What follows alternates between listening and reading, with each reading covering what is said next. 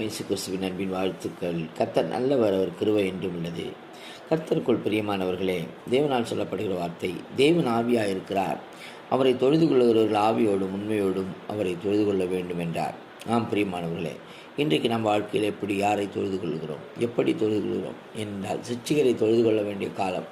ஆமீன். எல்லா இடங்களிலும் எங்கே வச்சு வேணாலும் ஆமீன் நம்ம என்ன செய்யணும், தேவனை தொழுது கொள்ளுகிற காலங்கள் நெருங்கி இருக்கிறது. ஆமேன். சோத்ரம். உண்மையாய் தொழுது கொள்ளுகிறவர்கள் பிதாவை ஆவியோடும் உண்மையோடும் தொழுது கொள்கிற காலம் வரும். அது இப்பொழுதே வந்திருக்கிறது.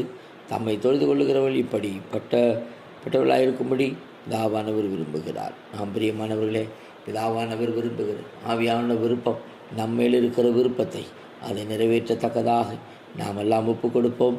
கர்த்தர் நம்மை ஆசீர்வதிப்பாராக. எல்லாவற்றிலும் போதுமானவராயிருந்து நம்மை வழி நடத்த வல்லமை உள்ளவராயிருக்கிறார். ஆமீன். God bless you.